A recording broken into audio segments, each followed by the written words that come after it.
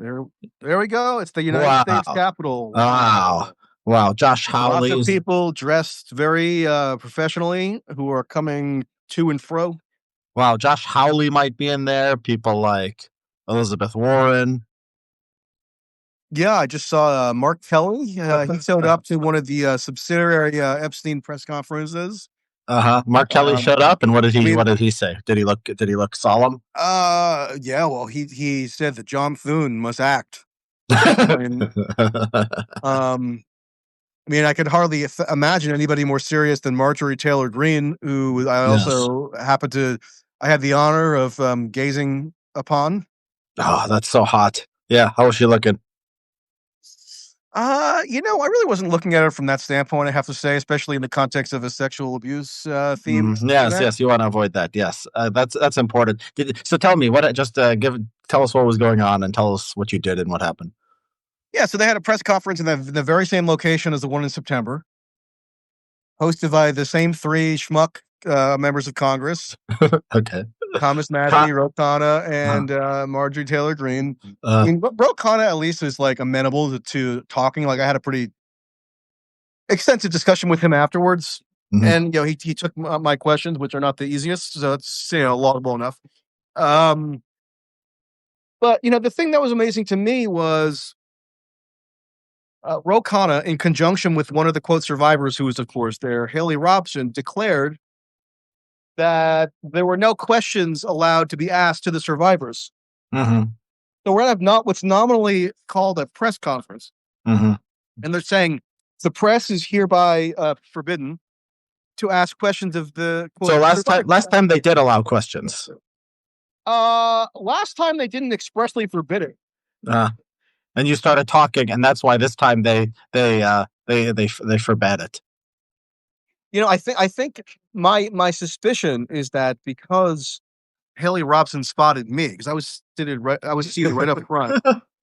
I think she then decided that like a change of plans was needed, and that they had to declare a prohibition on any questions to the survivors. So, but of course, I tried to do it anyway. They have no authority to somehow restrict me from attempting to pose questions, but it was strange because I was sitting like right in front of like the video and still photographers. And so they were like all like demanding that I literally sit on the ground, because if I stood up, I would be blocking their view. And so I was in sort of like an awkward position. So I wasn't able to ask a question at the press conference itself. Right. But I spoke to Massey and Khanna afterwards, and Marge was swarmed because she's a hero now, of course. So the media loves her all of a sudden. That's funny. It's like the Epstein Files stalk Trump, and then you stalk the Epstein crowd. It's like this thing where it's like you're harassing the president. You're harassing the harassers of the president. It's kind of like this hierarchy. I disavow that I'm doing any harassment. And so Massey, last time he didn't want to talk to you. Did he talk to you this time? What did he say? I was in disguise this time, and a false mustache. So. Word. No, I mean maybe I don't know that he like immediately recognized me on the fly necessarily. Last time he seemed to be very familiar. He's like, this guy. Well, yeah, because I had interacted with him somewhat before. But in the moment, like he did answer my questions, and I'm like, hey, whatever happened to when the survivors announced 2 months ago at the prior press conference that they were going to create their own list of sex traffickers and hand it over to you, and then you were going to read it out on the floor of the House of Representatives under the protections of the speech and debate clause. And he's like, well, I did read one name in the Judiciary Committee. I mean, he read the name Jess Staley, who was an executive at JP Morgan, which is a name that's already been it's been in litigation for years. But he says, but there are 19 more. And his explanation was that, somehow it's no longer the job of the survivors to provide the names, even though they were proactively offering and like pleading for them to take the names that they were going to assemble last time, but they decided to I guess not pursue that. So I asked Massey, does the fact that the names never were given to you make you in any way question the veracity of the accusations? And he said, absolutely not. Do you ask him why he believes in the accusations in the first place? Like, does this make you question it, or why have any believe in any of the veracity of that? Why have any give them any credibility at all? Does he answer that? You should have asked him that follow-up. I only got one in with him because he was also swarmed. Uh-huh. And then Kana, did you talk to Kana? It's like Ro Khanna and Massey and Marjorie Taylor Greene are like, they're the biggest celebrities in Congress now because they did something that only has a 4% success rate, which was get a bill to the floor using the discharge petition mechanism. Sorry, I'm just composing a tweet to tell people how exciting it is you are talking to Congressman. We're kind of told me. Okay, just send it out. I mean, there might be one that walks by now. So if what, a congressman or a survivor? Yeah, both. Maybe I don't know. Congressman survivor, Nancy Mace, 2 in 1. So I attempted to once again. So the weepy. Did you watch the press conference by any chance? Did you? No, I've seen nothing. No. Okay, so of course the brother and I saw that. I saw a 1-minute clip of the brother saying she went to Mar-a-Lago. Oh, it was so emotional, and everybody was weeping. That's so funny. She went to Mar-a-Lago, like she took a job at Mar-a-Lago. Like Mar-a-Lago, I went to Mar-a-Lago, and then was shocked. There were older men interested in younger women. Like of all the jobs, like it's TGI Fridays. Yeah, I was trafficked from Mar-a-Lago. That's the name. I was looking for a whole song. We need to make a country western song with that lyric.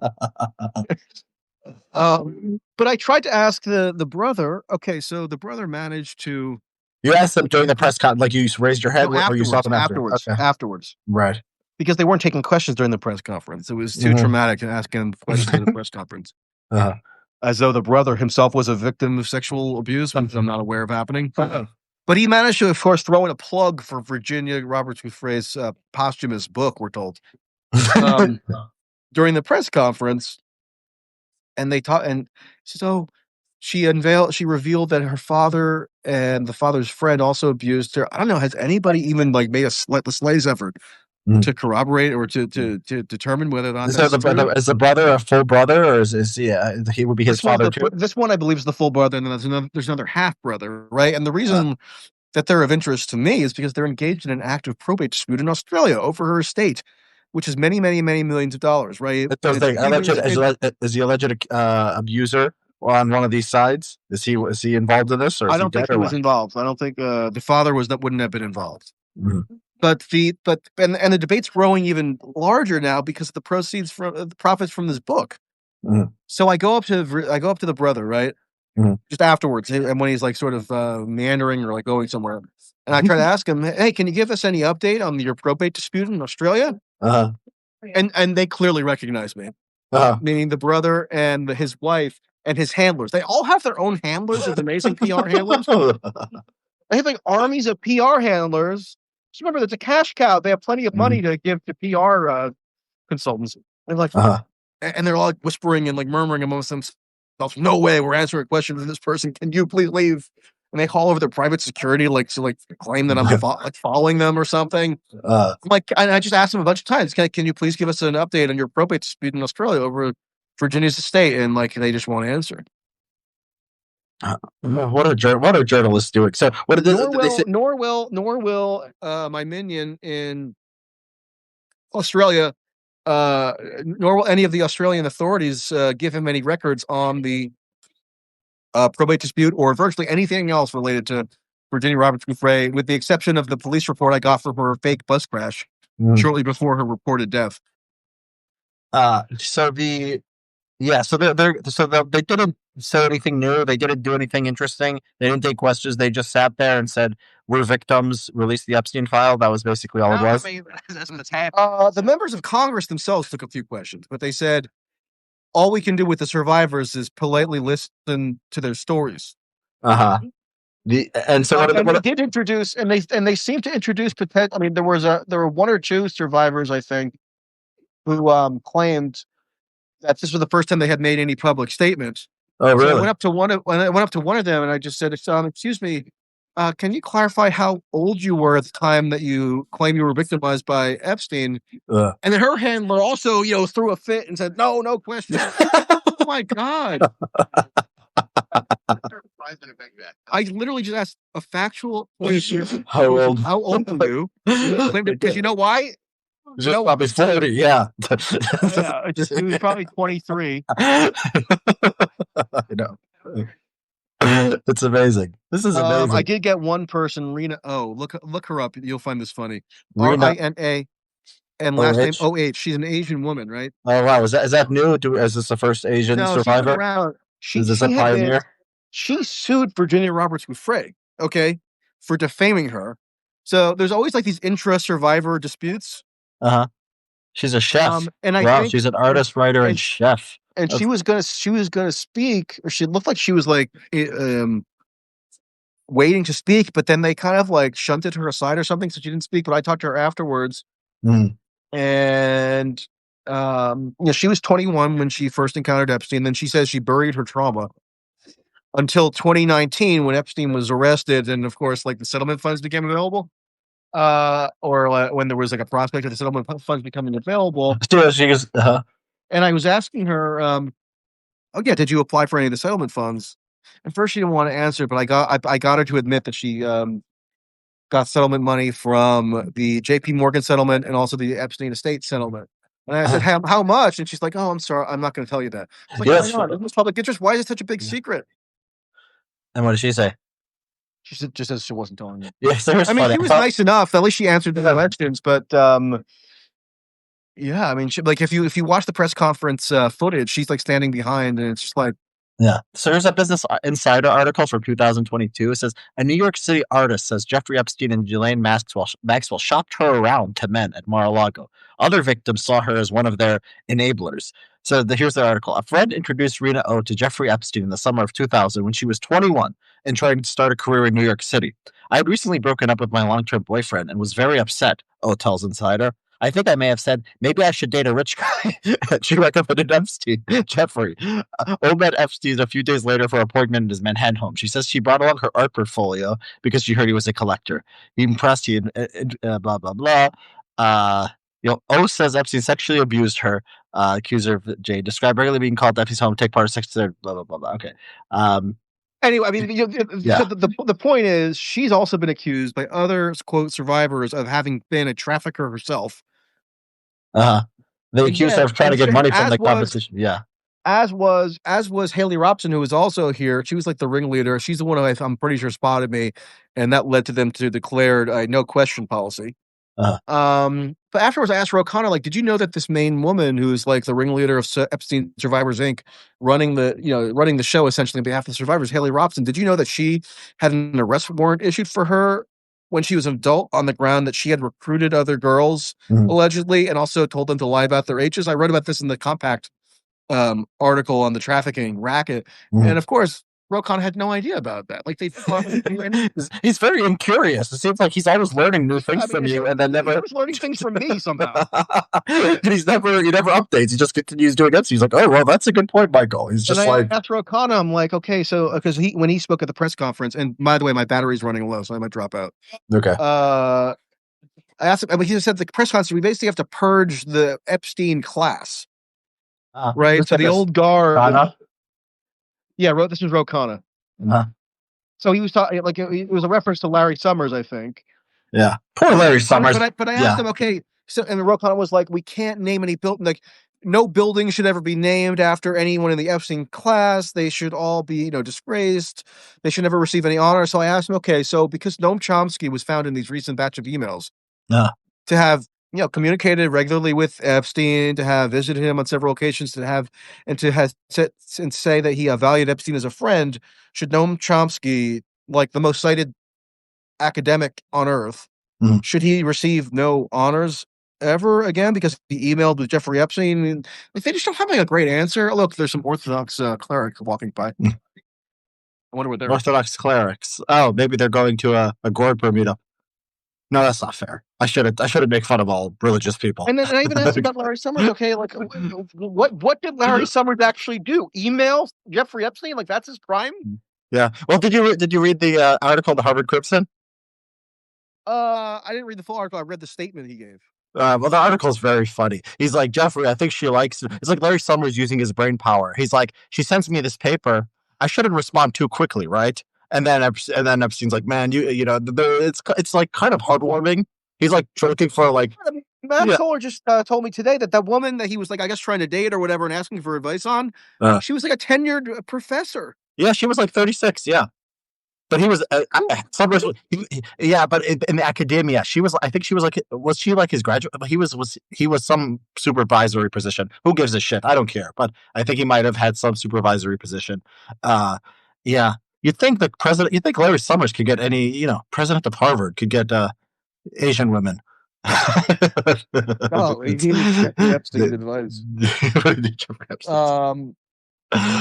Poor Summers, man. Poor Larry Summers. I guess he was married. And I mean, there's another congressman I spoke to. I can't pronounce his name or remember his name exactly. He's a freshman. He's from Virginia. He's got an Indian last name. He's a Democrat. He was here, and I just asked. I asked him about. Okay, so Ro Khanna said that we need to get rid of this Epstein class. How do we determine who is sufficiently culpable as a member of the Epstein class that they need to be banished from society? And he's like, people who commit. It's like all the people who committed crimes should be banished. I'm like, okay, who committed a crime? He's like, you know what? That's a good question. Yeah, it is a good question. He didn't have an answer to it. It's like they just rattle off these vague accusations of rampant criminality, and they're never asked to. About it. None of the journalists ask any good questions. It's all about it's either Trump.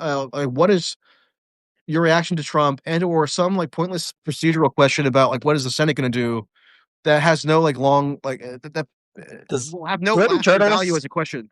I know you told me some people tell you you're kind of waking them up on the Epstein question. Are there any journalists who are coming to you and being like, "Oh, I decided to start investigating this too"? Are anyone doing that, or they're just changing their mind and really? I get questions. Every now I get private messages from people.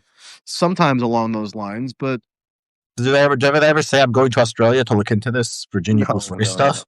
Oh, one more thing. This woman Gravalia, who is the congresswoman who was sworn in when the government reopened, and now is she related to the fat guy who left? Yeah, she's his daughter. She inherited her father's seat. Of course. All right, good. Who died in office earlier in the year? And I was asking her about this provision in this Epstein legislation that says that certain files can continue to be concealed by the government if Pam Bondi deems that they have some bearing or could somehow jeopardize national defense or foreign policy. I'm like, what's the point of that? What's the purpose of this of that provision? She's like, oh, I don't really know. You know what's funny? And she was sworn in as the one who was going to be triumphantly striding into the Congress so that the final. Well, the New York Times she can't answer to the text of the legislation. The New York Times made an interesting point, which is now that they're opening investigations, Trump is investigating all the Democrats and the Epstein files. Now there's an excuse, and they could just not release anything. So the fact that Trump has called these investigations, Trump has called for investigations. They're going to investigate, and then nothing will ever come out. They're investigating Bill Clinton again, so that means they can't release any of it. They might have, because of the accusation of him and Trump. They might accidentally get to Trump, but they'll have to cut it off at that point. Oh man, this is amazing. Still amazing. I mean, Michael Tracy. I'm just constantly gaslit. You should just publish you should do this. You should do a self-published book. I'm not going to self-publish a book. Yeah, have you been looking for publishers? To lose his way out. I haven't been actively seeking one, but if anybody out there, you should be. All the publishers who are surely listening to this, this would sell a lot of books. It's not that hard to find a publisher. You'll find somebody for this, and you're a man of your prominence and stature. You'd find somebody. You'd find somebody to publish a book. Somebody, a friend of mine, Chris Arnauti. I don't know if you know him. I know of him. Yeah. Okay, he's in England right now, and he said a random person came up to him and said, "Tell Michael Tracy that you just walked past the Pizza Express in Woking. He'll know the Epstein reference." And Chris Arnold's like, "What?" He had no clue what the things I was saying. Then he texted me, and I'm like, "Okay, I know," because Prince Andrew says that he never had sex with Virginia Roberts Giuffre because on that date that he was alleged to have sex with her, he instead was at the Pizza Express in Woking, which is a neighborhood of London. Okay. And Chris Arnauti happened to walk past it, some random person, I guess, told him to tell me that he had gone past this Pizza Express, and I would know the reference, which I did. So I guess I'm prominent enough for random people on the street in London to be telling Prisoner Naughty to tell me that there was like a bit of like Epstein trivia. Is he doing one of his walking things, or he's just walking everywhere? Yeah, he's he still doing does that. Yeah, he's been doing it again in England. Okay. He's out. He's crazy. Like, I mean, he goes to amazing places like, Tajikistan and like all kinds of. Yeah, I listened to him on Tyler Cowen. Looks like fun. Looks like man who's looking for something. They should make it. This is like a kind of an intellectual Forrest Gump. It's kind of interesting, the whole project. He doesn't do much video. Like, he should be doing videos of this stuff. I don't think he would want to do video. I think he prefers to write, probably, which I support. I mean, he had a photo book. Yeah, this Reena O thing, man. This is just. Oh, and also there was somebody, one of the survivors of the press conference, implicitly denounced Megyn Kelly. For saying children cannot pedophilia. Yeah. What did they say? Did they say it's pedophilia at any age, Mrs. Kelly? A person with a big profile suggested that when you're 14, you can't be a pedophile.